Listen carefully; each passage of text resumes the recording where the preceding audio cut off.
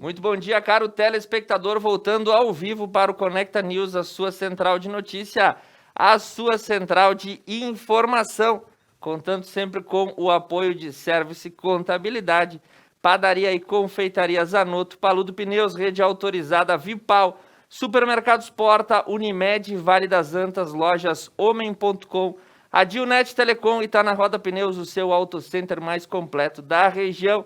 Nós vamos agora para a nossa série especial de entrevistas e nessa sexta-feira recebemos o nosso convidado e nosso já amigo aqui do Conecta News, Guilherme Savarez Schossler, o doutor Guilherme, que também é presidente do Corpo Clínico do Hospital São João Batista, que virá falar conosco sobre os primeiros 90 dias de pandemia. Estamos a quase exatos 90 dias de que a OMS declarou a existência da pandemia do novo coronavírus. E de lá para cá, doutor Guilherme, mudanças, fatos e realidades. Muito bom dia, doutor Guilherme. Bom dia, Thiago. Obrigado pela oportunidade, mais uma vez, de poder estar esclarecendo algumas coisas. A gente sempre brinca, né? Porque às vezes é esclarecer ou às vezes é gerar mais dúvida, né? Quando a gente está numa situação dessas, nem sempre as informações são esclarecedoras, né? Então, como tu colocaste, são 90 dias de dúvidas. Eu acho que nesses 90 dias a gente não dá para dizer que não teve um dia sequer que possa ter dito assim que começou de um jeito e terminou do mesmo jeito, né? Correto. Tivemos uma certeza do começo ao final, né? Todos os dias foram novidades. Tu pode ver, a gente tem, nesse período todo, a gente iniciou uma pandemia uns 90, no início, você achava que era um quadro chinês e que talvez se pudesse controlar, depois imediatamente já explodiu na Itália, pegou a Europa, entrou nos Estados Unidos e depois veio para o Brasil. E outros países a gente vê que não tem muitos dados, né? Na própria América Latina tem muitos países ali que praticamente a doença não existiu. Outros países da África ali, da Ásia, também praticamente não existiu. Mas aí tu tem que ver que esses países, a maior parte deles não tem uma economia muito globalizada, eles não têm muitos voos internacionais, não tem essa comunicação internacional entre eles. Então, provavelmente isso ajudou a ter um quadro mais leve. Mas já os países que são, tipo o Brasil, Rio de Janeiro, São Paulo, é ponte aérea para a Europa, para a China, para tudo que é lugar, é direto, né? Estados Unidos, mesma coisa. Inglaterra, Alemanha, França e Itália, os países globalmente que são mais economicamente mais ativos ali, que têm as suas economias interligadas, foram os que sofreram mais, né? Isso foi o que ficou bem claro, né? Tipo, pega Japão. O Japão está isolado. É um país pequenininho, tem poucos aeroportos e tal, é mais fácil controlar. Aí outro dia a gente lê na televisão assim, porque Nova Zelândia declarou o fim da... Correto. Pô, Nova Zelândia, né, cara? É lá no calcanhar do mundo, né? Sim, é que nem tu dizer que Fernando de Noronha tá sem isolado. caso nenhum. Eu acho que tem algumas coisas que a gente tem que ter bom senso, assim, na publicação. Às vezes a gente vê que há uma necessidade de publicar alguma coisa, aí os caras largam uma informação de qualquer jeito e daí gera toda uma confusão em cima, né? Então, assim, países que são os países que estavam com suas economias interligadas, todos sofreram da mesma forma. E seguem sofrendo, né? Alguns já estão numa fase final, outros estão ainda na fase inicial, outros num período intermediário, né? Então, nesses 90 dias de pandemia, o Brasil, tu pode se dizer que agora parece que ele está chegando digamos, no pico da pandemia recém, né? Essa discussão existia lá no começo, né? Falávamos sobre atingir a curva, atingir o teto, dobrar, enfim, vários termos que passaram a fazer parte do vocabulário do dia a dia. E, doutor Guilherme, nesses 3 meses, como foi a atuação do nosso corpo clínico aqui do Hospital São João Batista durante esse cenário de pandemia? Quais são as observações que o senhor nos traz? O que foi feito desde o início, isso eu posso garantir de certeza que foi montada uma comissão, né, integrada por alguns médicos. No caso, hoje é o Dr. Charles, né, o Marcos, o Godenberg, e eu, que fazem parte, e ainda a diretoria.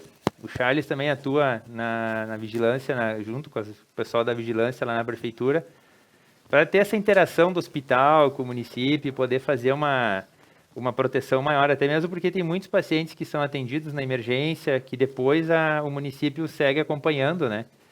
Então, precisa ter essa interação. Então, eu acho que dentro do contexto que a gente vê no Brasil afora, Nova Prata hoje montou uma estrutura bem legal, ficou bem organizado, o corpo clínico todo do hospital abraçou a causa, o pessoal que tinha que se afastar por um tempo das atividades, por ser de grupo de risco, se afastaram, os funcionários de risco do hospital foram todos afastados, se respeitou rigorosamente pacientes que tivessem, os funcionários com síndrome gripal, médicos, todos tiveram seu afastamento, né? Testes são feitos nos funcionários e nos profissionais de saúde que apresentam sintomas. Então, o corpo clínico do hospital seguiu de forma bem rigorosa as normas do Ministério e até um pouco mais, porque a gente sabe que o Ministério da Saúde ele tem que tomar medidas para o país inteiro. E o país é heterogêneo. A gente Sim. tem uma realidade aqui diferente da realidade de algumas outras cidades. Então, normalmente as medidas tomadas são homogêneas para todo mundo, é o governo federal, né? E os estados não têm total autonomia sobre suas condutas. Então, nós aqui fomos um pouco além. O corpo clínico agora, gradativamente, está voltando a algumas cirurgias eletivas, mas numa série de critérios. O paciente tem que ser bem avaliado antes se ele pode fazer o procedimento. Cirurgias de urgência e emergência seguem acontecendo, porque são risco de vida. Essas, independe de pandemia ou não, tu não vai poder deixar um paciente sem o procedimento. Daí foram adquiridos todos os EPIs, foram adquiridos todas as estruturas necessárias. Hoje, se tu for ver, Thiago, a gente tem bem poucos funcionários que foram contaminados. Para te dizer, dentro do hospital, funcionário mesmo que trabalha ali, que são os colaboradores contratados do hospital, eu acho que não tem ninguém ainda que tenha algum Perfeito. teste positivo, né? Então, é sinal que os EPIs, que a proteção toda ali dentro da instituição está funcionando bem.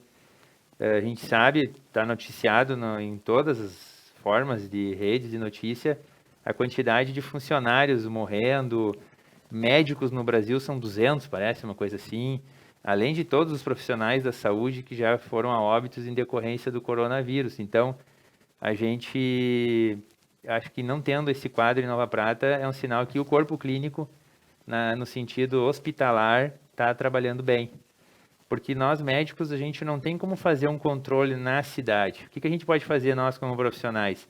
Orientar, informar, publicar notícias verdadeiras, atender os pacientes todos gripados de forma rápida, com as proteções, protegendo, diagnosticando rápido, fazendo os testes. Essa é a nossa função. Eu acho que o que tem que ser feito pela sociedade está bem divulgado também. Então, as pessoas têm que também fazer sua parte. É um equilíbrio, né? Mas eu acho que o corpo clínico, no sentido coronavírus, ali foi bem organizado e bem rápido. Foi montada a estrutura do hospital também rapidamente, foi logo no comecinho. Foi adquirido EPIs em grande quantidade, mesmo com dificuldades. O hospital recebeu algumas doações de entidades do município que ajudou. Então, o primeiro mês ali de pandemia, que era aquele pânico extremamente alto, né, que a gente não sabia direito o que ia acontecer, foi feito muita coisa. Então, por isso que a gente está tendo esses números bons em Nova Prata. Hoje, a gente está munido de dados extremamente bons, né? Tem uma informação, doutor Guilherme, sobre as testagens, que eu queria que o senhor expusesse para nós de uma forma bastante expressiva, porque muita gente questiona, a Nova Prata tem um grande número de casos, mas isso é proporcional ao número de testes que estão sendo feitos, né? Exatamente. Nós somos referências hoje de vários municípios. A gente pega desde o Paraí, Nova Araçá, Guabiju, São Jorge, Protásio, André da Rocha, Nova Bassano vem alguma coisa, tem um pessoal de outros municípios que nem referência são, que vem para cá também, hoje em dia. Se a gente for se dedicar a muitos casos positivos que nós tivemos aqui no hospital, são desses municípios. Então, sempre vai ser a origem do paciente é que vai definir o local do teste. Então, a gente faz o teste, se o paciente é de Protásio, deu positivo aqui no hospital, mas vai contabilizar para Protásio. Se nós pegarmos somente os pacientes que foram internados no hospital e que foram feitos testes de pessoas de Nova Prata, só os internados que são de Nova Prata, a gente tem 20 casos, 20 e pouquinhos, né? O nosso número de casos, ele chegou a 85, que é o último boletim, devido a uma busca ativa. O que é isso? Todos os pacientes que a gente atende com síndrome gripal na emergência, por mais que esse paciente não esteja com caso grave, ele é liberado com um termo de adesão do Ministério da Saúde de 14 dias. Durante esses 14 dias, a vigilância vai atrás desse paciente, vai monitorá-lo e ele vai... não foi desde o início, a partir de um período X ele começou a fazer o teste.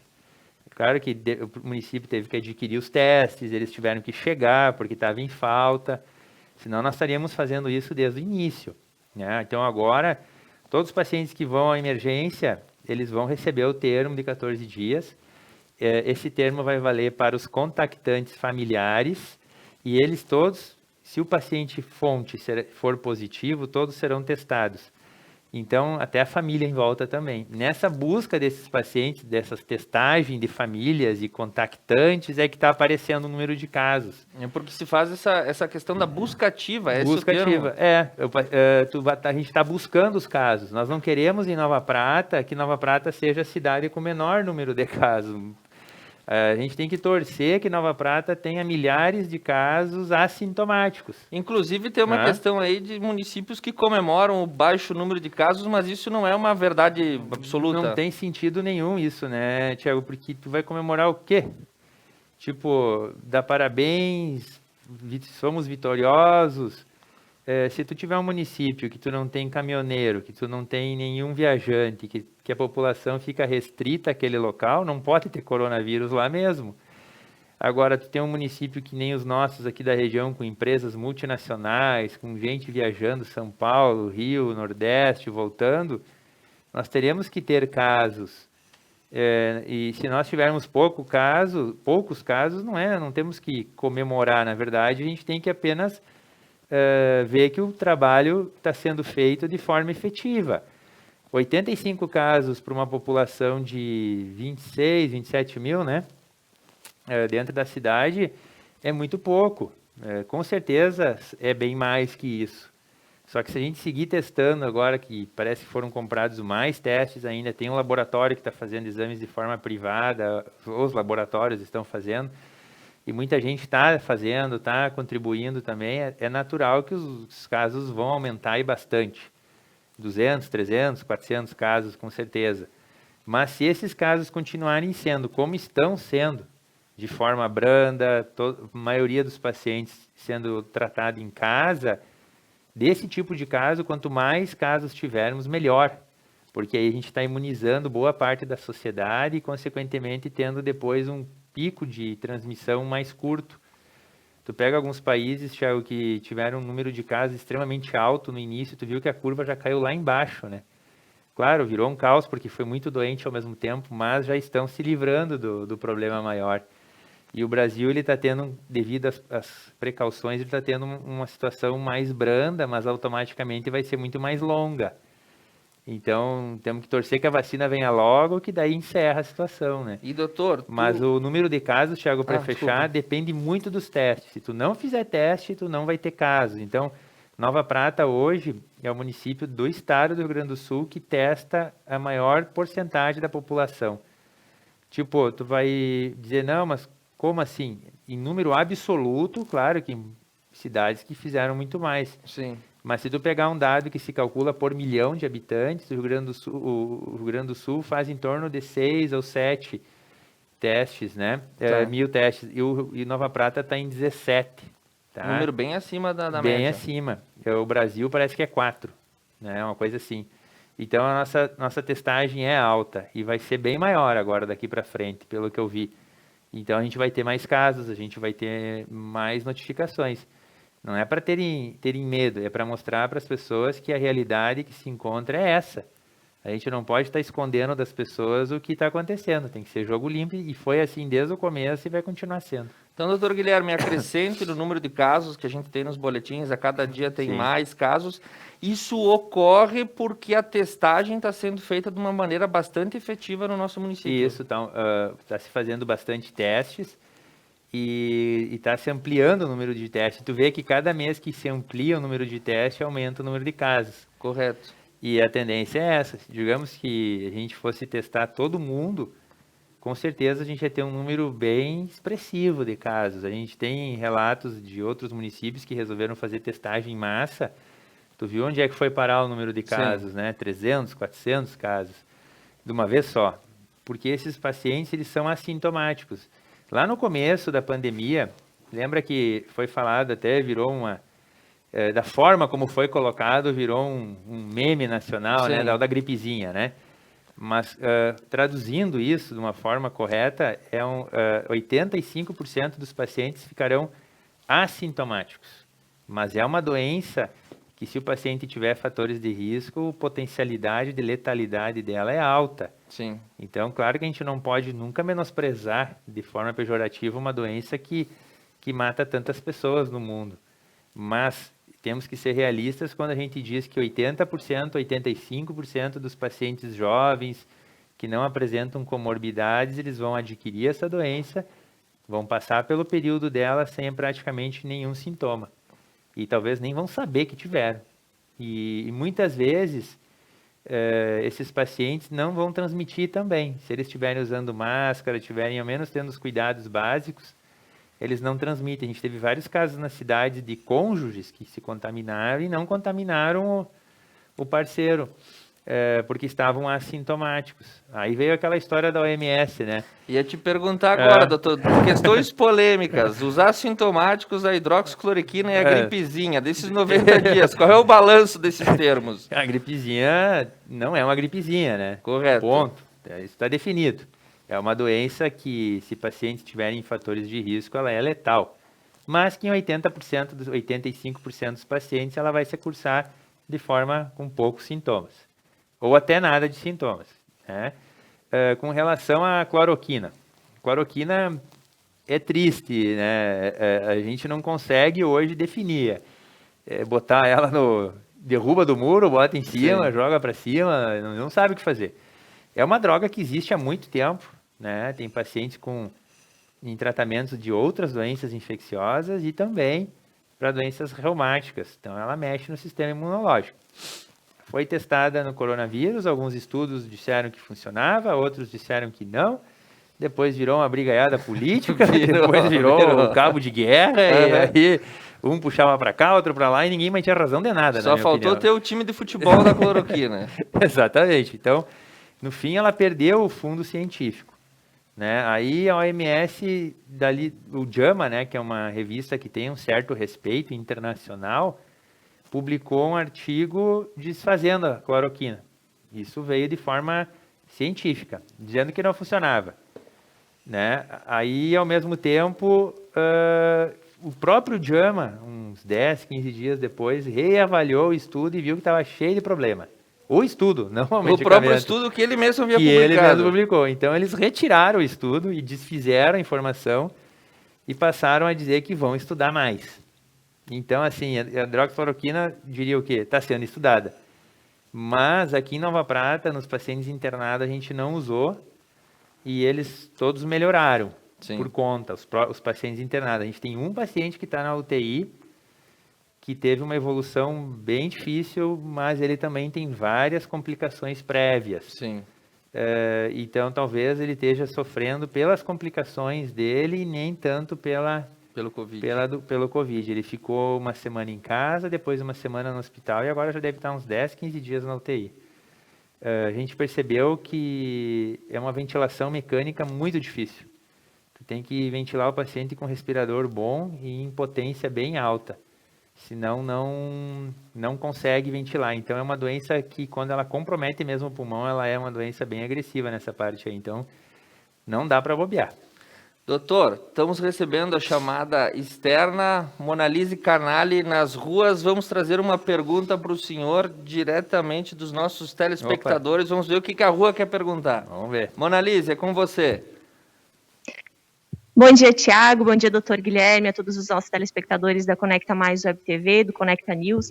Estamos aqui na SIC CDL Cindy Lojas, estamos conversando com a secretária executiva da CDL, Nelly Toscão Vieira.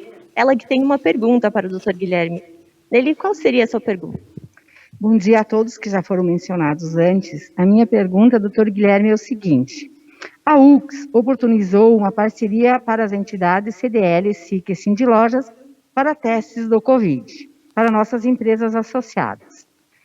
Além dos testes, o uso de máscaras, o álcool em gel, o lavar as mãos e todos esses cuidados que a gente está tendo, o que mais podemos fazer? O que mais a gente pode orientar nossas empresas para o controle ou para que a gente não prolifere tanto esse vírus? Porque o que a gente menos quer é parar as nossas empresas. Mas, ao mesmo tempo, a gente também quer cuidar da vida das pessoas. Mas a gente tem que fazer ambas as coisas andarem juntas. O que nós podemos fazer para que a gente segure isto ou mantenha no controle essa proliferação do Covid-19 ou desse vírus? Olá, um bom dia. É um assunto bem pertinente, uma pergunta boa, porque o que mais a gente pode fazer além? Lavar as mãos, né? Que eu acho que a sociedade de Nova Prata aderiu bem. Está sendo o uso da máscara em Nova Prata, está sendo bem realizado. A gente sabe que toda atitude que se tem, no sentido de, imagina, botar uma máscara o dia inteiro, vai ter gente que não vai usar, vai ter situações que não vão ser feitas, mas no geral eu acho que está uma porcentagem boa. Questão de lavar as mãos, o distanciamento, o cuidado com os restaurantes e as indústrias, eu acho que, Tiago, analisando e conversando com os colaboradores, com os funcionários, a gente vê um cuidado bem bom. Se tu for ver em Nova Prata, a gente não tem nenhuma empresa que tenha uma pandemia grande. A gente tem empresas aqui com muitos funcionários que poderia estar um caos, não está. E a questão dos surtos nas empresas, não está né? acontecendo. A gente fala com os funcionários, eles chegaram a me contar que tem uma empresa até que separa as máscaras por cor, para que as mesmas sejam lavadas. Então, dia tal é a máscara da cor tal, dia tal da cor. Eu achei bem legal. Então, está sendo feito muita coisa na cidade e por isso que está tudo sob controle. Eu acho que não pode acontecer, e eu acho que isso vai acontecer, é as pessoas cansarem de cuidar. Eu acho que o que a gente precisa agora, nesse momento, é tentar manter o que está sendo feito. Eu acho que as entidades da sociedade de Nova Prata estão participando bem ativas em tudo que é sentido. Deve continuar, seguir. A gente não terminou o problema, a gente está recém, digamos, numa curva ascendente ainda. Teria que estabilizar a curva, descer o número de casos, isso vai demorar e as pessoas estão cansando.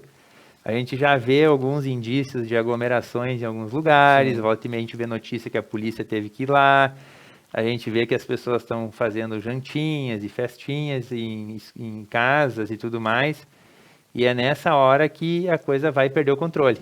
A gente precisa manter o controle da sociedade para que não aconteça uma situação que foi colocada na pergunta de fechar as empresas. Nova Prata não pode fechar mais as empresas, precisa funcionar, a nossa população depende dessas indústrias, então a gente tem que fazer o máximo que a gente puder para que as pessoas não se contaminem e não precise entrar numa linha vermelha de novo. A gente viu que o governo do estado está mudando as faixas de algumas cidades, Santa Cruz era amarela, sim, e passou subiu para laranja, daqui a um pouco cai na vermelha e fecha tudo. Sim. Para o município vai ser horrível e para as pessoas que não colaboraram também.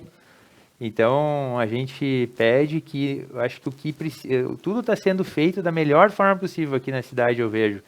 O que a gente precisa agora é ficar em vigilância ativa com as aglomerações e as pessoas não podem cansar. E cansa isso, viu? Sim. Quem que não está de saco cheio dessa pandemia aí? Todo mundo dando um dedo por um churrasco, Pô, né?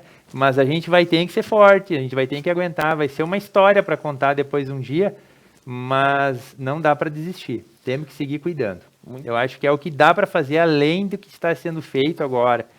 É uma vigilância permanente e intensa de todas as aglomerações, isso aí é que tem que evitar. E, doutor, partindo aí para essa atuação dos órgãos, né, de governo, tanto municipal, estadual e federal, como é que estão as atuações dos órgãos de governo para a questão da saúde do Hospital São João Batista aqui na nossa cidade de Nova Prata? A gente tem a saúde hoje, ela é municipalizada, né? Sim. Então, o governo, a prefeitura recebe os incentivos, repassa para o hospital, se senta, se discute nas comissões, o que é necessário, quais são os investimentos, e o governo do estado repassa a verba por uma fonte e o governo federal por outras medidas. Diretamente do governo federal, tu viu, tem alguns anúncios de alguns aportes, alguns valores, que se chegar a entrar na conta do hospital, porque às vezes eles anunciam lá no governo federal e não chega. e fica lá, né? Sim. Se realmente acontecer, vai ajudar, o hospital vai conseguir se manter e sobreviver à pandemia, digamos assim. Eu acho que está nessa parte, a gente tem uma queda de faturamento ali no hospital absurda nesses 2 meses. Correto. Mas aí todo mundo pergunta, mas não está todo mundo doente? O hospital não está lotado? Não está lotado. As cirurgias eletivas foram suspensas, as internações eletivas também. Então a gente tem hoje no hospital internado só quem realmente precisa. Sim. Tipo, tu foi na casa do paciente, atendeu ele não melhorou, tu foi de novo, não melhorou, aí ele aceita internar. As próprias pessoas não querem internar. Então mudou o panorama e os exames caíram e tudo mais. Então o hospital está trabalhando no vermelho, por mais que tenha recebido ajudas. Mas ele se organizou, então por um tempo ele vai se manter bem. O problema que a gente sabe é que o Estado já não vem repassando recursos integrais para a saúde há muitos anos. Né? E agora eu duvido que repasse, né? Sim, agora menos ainda, né? Sim, vai cair quantos por cento a produção industrial do Rio Grande do Sul? Deve ser, sei lá, cifras Hoje de manhã, né? um dado que a gente trouxe é o dado das exportações, que foi uma das piores da história já registrada. Aí já tem por ideia, né, o que vai sobrar para investimento, né? Sim. Então a ideia agora que a gente vê assim é o governo federal mesmo. Eu acho que a esperança que se venha esses que eles chamam de aportes, né? Que às vezes alguns deputados conseguem, às vezes o próprio governo manda. O município também vai ter um estrago feio aí também nas finanças e a gente vai ter que sobreviver e se manter com o que tem. Por isso que a gente se alienta o tempo inteiro, Thiago, que não é para ir no hospital se não for necessário, porque gera custo. Sim. Né? A gente vai lá atender um paciente que não tem motivos para estar lá, ele vai gerar um custo de EPIs, um custo de triagem, vai gerar custo. E esse custo tem que ser repassado. Só que o repassado é não voltar, porque não tem de onde vir. E aí o hospital vai ter que ir arcando com prejuízos e prejuízos. E vai depois de reduzir investimentos. Tu vê que se tu for lá no hospital, ele está todo em reforma. Sim. Os quartos, cozinhas, postos de enfermagem, pisos, elevadores, tudo para atender melhor as pessoas. A gente vai correr o risco de tudo parar, né? Sim, porque não vai ter recurso. Então, usar a emergência no estritamente necessário. Mas digo sempre, isso eu sempre falo, se achar que tem que ir, tá em dúvida, tá com medo, será que eu estou ruim ou não estou? O hospital está lá exatamente para isso, né? Para esses pacientes também irem lá e tirarem também essa dúvida. Agora, coisas crônicas, né? Dor nas costas, há sei lá quantos meses, enxaqueca crônica, dor na unha. Um professor meu brinca que é o unheiro, né? Unheiro. O famoso unheiro. Esses pacientes deveriam ir ao posto de saúde. Eu sei que às vezes tu vai lá no dia, não tem vaga, tem que ir no outro dia, mas como já é um sintoma de muito tempo, dá para esperar. Sim. Agora, outras queixas que a gente já falou várias vezes, que são queixas graves, tem que procurar o pronto-socorro. Daí é para isso que a gente está lá. E, doutor, tratamentos que estão despontando, tanto internacionalmente quanto aqui no Brasil, o que está disponível na nossa realidade local? Se fala numa possível vacina, se fala nos remédios, se fala nos anti-inflamatórios, se fala no tratamento com plasma sanguíneo, enfim. Loucura, né? Tem os anticorpos, dá para fazer aí uma categoria bastante abrangente, mas na prática, doutor, o que tem sido usado nos tratamentos locais? Tá, o que a gente tem, assim, que a gente pode usar sem correr riscos, né? Vamos começar por aí, né? O tratamento do coronavírus em específico, ele é basicamente atuando nas comorbidades do paciente. Então, tu vai ter que usar medicação para controlar bem a parte respiratória, a parte pulmonar, a parte urinária, rins, coração, tu tem que dar essa proteção.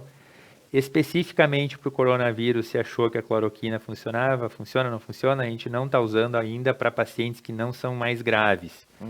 tá? Eu sei que o Ministério da Saúde liberou, assim, para usar até em casa e tudo mais, mas a gente está vendo na prática que os pacientes estão melhorando por conta. Ok. Então, por enquanto, a gente não vê uma necessidade de usar, porque eu acho que vai aumentar as complicações e Então a gringaiada é forte. eu acho que nós temos um gen bom aí. Bom saber. Tá, por enquanto, tomara que continue, né? Que a gente não queime a língua. Uns falam em anticoagulação, Sim. né? Usar anticoagulantes porque o coronavírus causaria microtrombos.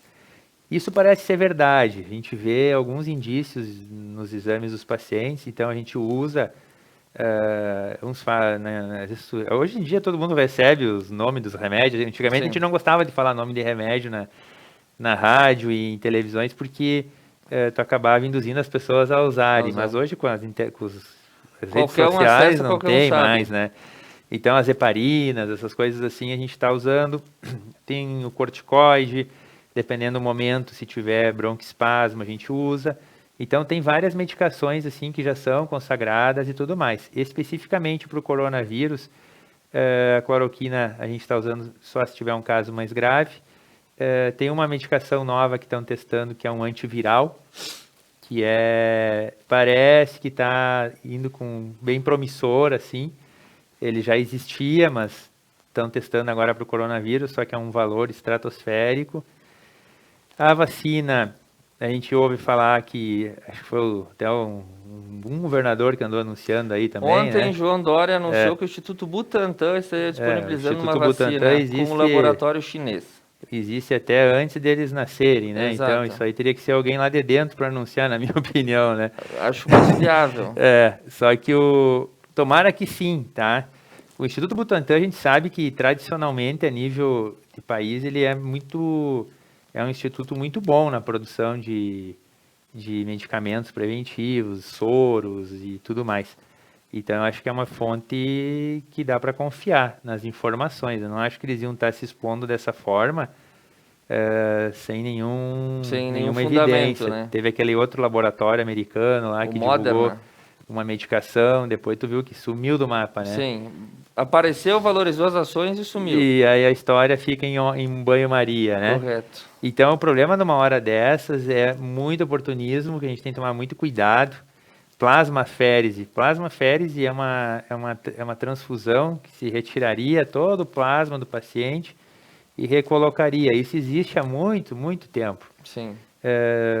É muito raro tu usar isso, é muito difícil, é muita complicação, muito risco de contaminação, então é um tratamento muito mais perigoso do que Proveitoso. resolutivo.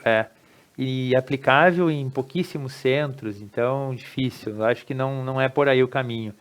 Senão já teria sido feito isso para várias outras doenças, HIV e tudo mais, se fosse Correto. algo resolutivo, ela faz uma plasmaférese e está curada da infecção. Sim. Não é assim, a infecção atinge os tecidos, ela necrosa, causa fibrose e trocar o plasma não vai resolver esse problema. O que a gente vê do coronavírus é que ele dá uma atacada inicial, assim, e daí ele gera um processo inflamatório pulmonar que vai se mantendo. E é ali que é o problema, como controlar esse processo. E ele perdura em alguns pacientes por muito tempo. Tem pacientes que ficam com os anticorpos positivos por 2 meses, é muita coisa. Então, se o paciente estiver grave, ele vai ficar sendo atacado por um período muito longo. Correto. E aí que o paciente cansa. Se ele tiver algum problema cardíaco, alguma coisa, ele vai acabar morrendo. Então, os tratamentos, Thiago, assim, vacina, eu acredito fielmente que saia, né? Eu não duvido que saia. Quando, eu não sei. Quando eles falam que estão em fase 3, eles estão testando nas pessoas. Sim. Isso já é um bom sinal.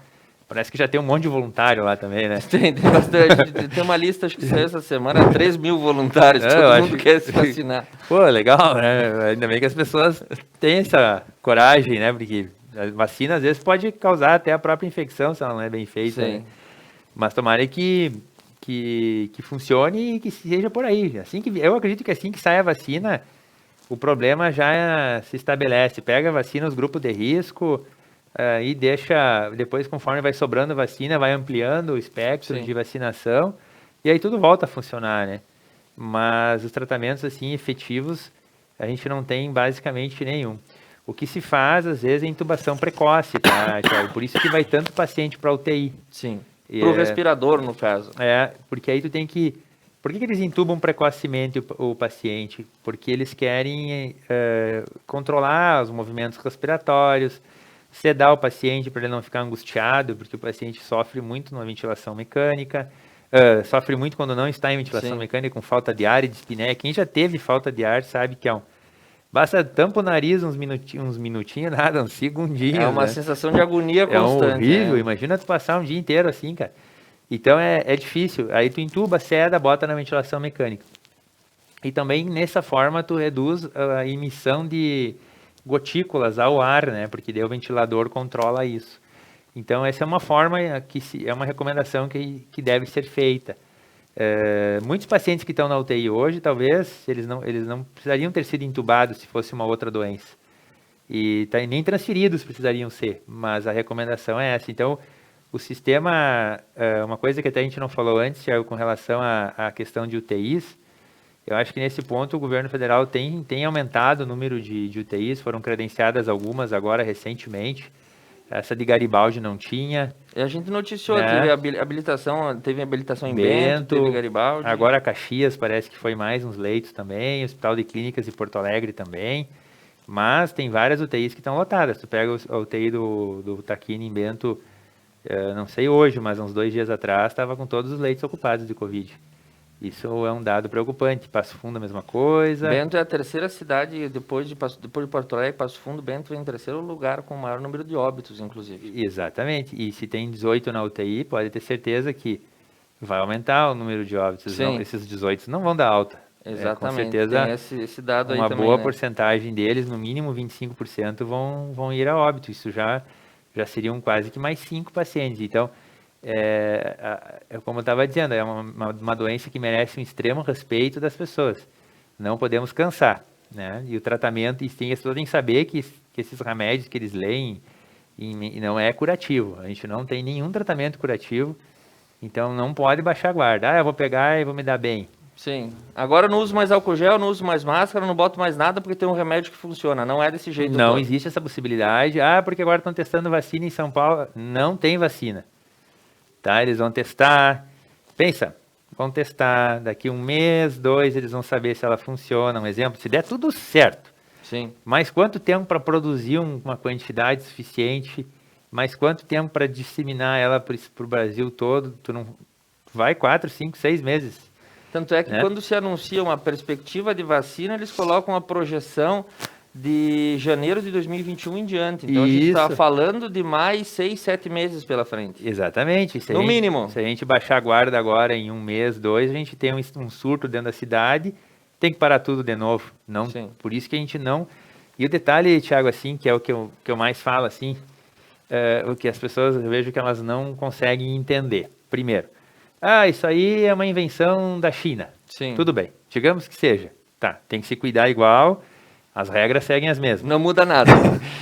Digamos que esse negócio aí, fiquei sabendo que só morre quem tá com o pulmão lascado, eu tô bem, então eu não tô nem aí. Mas aí cai na questão do seguinte, tu não tá nem aí contigo mesmo, beleza.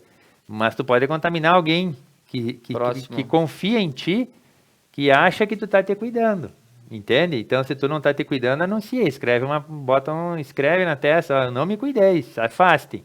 Sim. Né? Porque senão aquela pessoa vai transmitir para outras, às vezes e a gente vê, assim, que quando tu tem um amigo teu mais próximo e tal, a gente facilita, né? É facilitado. E é ali que a doença vai indo. Se ela ficasse só nos jovens, era até bom que a gente contaminasse todos os jovens de uma vez só. Sim, que daí botasse eles 15 dias dentro de um pavilhão e deixasse lá. É viável isso? Não é? Não é. Então... Mas ia ter gente que ia ter vontade de fazer quando não dá ideia. Entende? Aí contaminaria os jovens, tudo bem, mas não é assim. A gente sabe que... aí eu vejo uma outra coisa dele também, Thiago, uma situação. Meus pais não saíram de casa nem um dia. Mas eu vou lá visitar eles todos os dias. Não adianta, deixa o vovô sair então. Porque se tu tem trânsito, trabalha com pessoas, circula, e tu tiver contato diário, tu vai acabar se contaminando mais cedo ou mais tarde e vai contaminar teus pais. O isolamento é muito difícil. Vejo também os vovô muito cansados de estar em casa, estão de saco cheio já, isso aí é um fato. Eles querem sair, assim, ó, tem que ficar alguém na porta da casa segurando eles, porque eles querem sair fugindo. Sim. O problema é que se eles começarem a se contaminar, aí o número Todos trágico, os números sobem e vai e é subir. pelo pior tipo de fator. Né? Daí sobe para o lado ruim, né? Sim.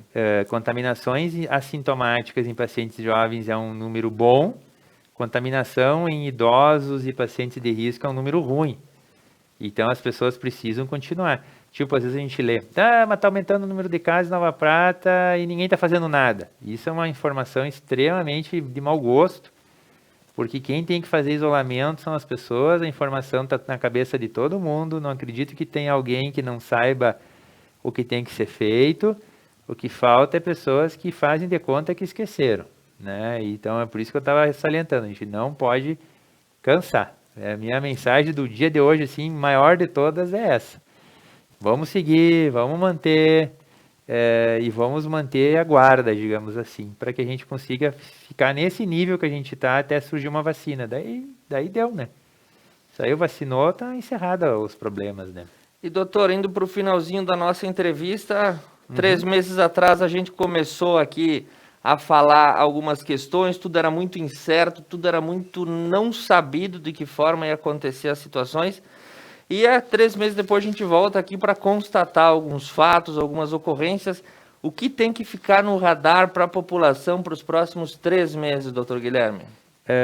Exatamente, era um ambiente de extrema incerteza, dúvida e medo, né? A gente vê que hoje a incerteza segue. Sim. As dúvidas continuam, mas o medo diminuiu um pouco, aqui na nossa região ao menos. Mas tem que ficar claro, tu vê, teve um local que não foi bem cuidado, deu pandemia, deu disseminação em massa. Então isso mostra que a doença realmente contamina fácil. Então tem que manter esse pensamento.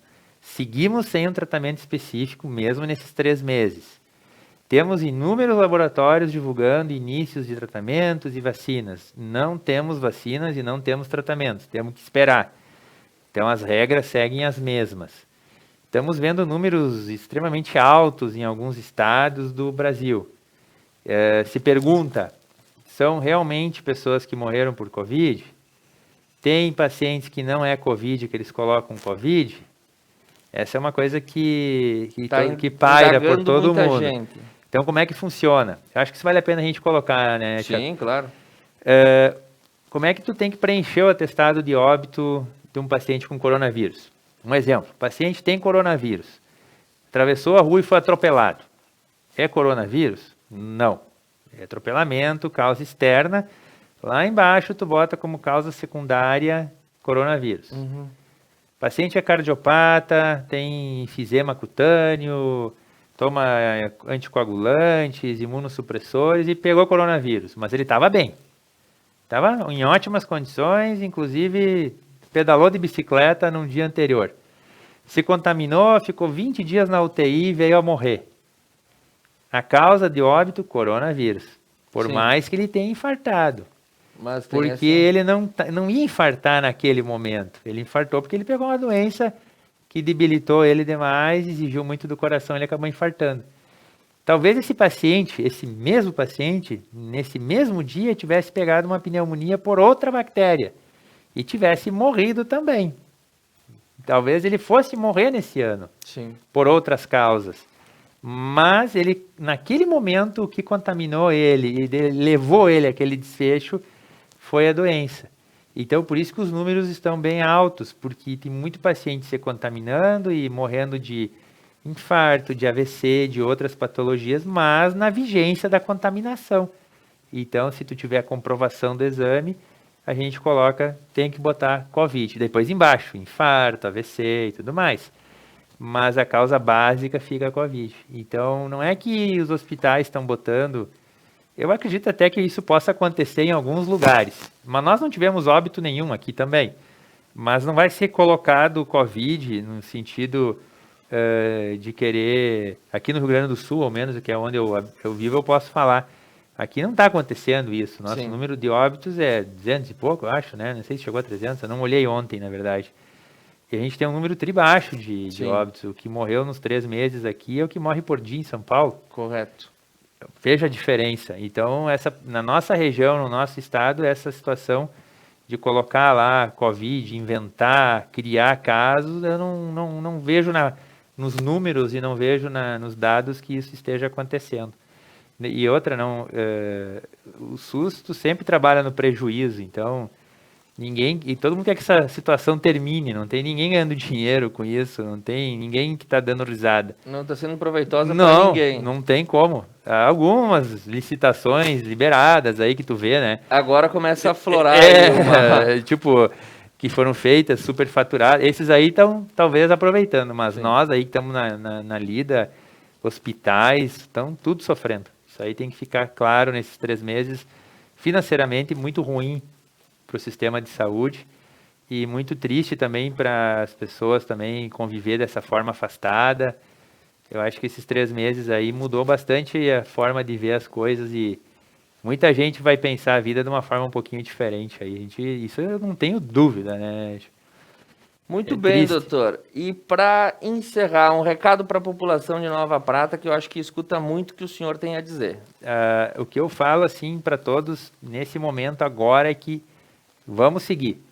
Que os empresários aguentem um pouquinho, manter esse esquema de menos funcionários, que a gente da saúde consiga se manter sem complicações para poder atender todo mundo e que as pessoas consigam se manter nesse ritmo e resistir às tentações de aglomerações e de junções por mais um tempo. Vamos aguentar mais 3 meses, daí a gente vê como é que fica, depois fizemos mais 3 meses, e aí daqui um pouco vem a vacina, a gente se vacina tudo e fica tudo bem. Não desistir aí, manter a cabeça boa. Não dá para se perder nas ideias aí. Agora não quero mais saber de nada, não quero mais... E nem né? ser Não vencido pode. pelo cansaço. Né? O cansaço é o que eu acho que é o que está vindo com tudo, uma certa fadiga de coronavírus. Né? Ninguém mais nem quer ouvir falar desse negócio. Exatamente. A gente, inclusive, excluiu da pauta uma notícia que outra, mas não tem mais nada. Encheu o saco. E é verdade, né? Encheu de todo mundo. Mas por isso que a gente tem que dar uma salientada que não é porque a mídia e tudo mais está dando um tempo, é porque o mundo continua. Sim. As outras notícias precisam ser divulgadas. Mas não é que a gente com isso quer dizer que estamos bem, estamos tranquilo. Não, seguimos na mesma. Né? Temos que intensificar os cuidados e seguir assim que vamos passar bem. Muito bem, muito obrigado, doutor Guilherme Savarino Schossler, por 3 meses, 90 dias de pandemia, a gente fazendo essa retrospectiva ao vivo com o nosso telespectador nos acompanhando. O Conecta News se despede de você nessa manhã de sexta-feira, dia dos namorados. Se você sair para jantar com os devidos cuidados, né? Porque hoje muita gente vai sair para jantar, dia dos namorados, Loves and the Air e tudo mais, né? Então, fique atento aos cuidados necessários e vamos manter aí para que Nova Prata continue com esses bons resultados, Exatamente, né, doutor? Tá ótimos resultados e queremos continuar assim. Muito bem, nós voltamos na próxima segunda-feira, pontualmente às 8h30 da manhã, com a sua central de notícias, a sua central de informações, o Conecta News aqui na Conecta Mais Web TV. Um bom dia e um bom final de semana.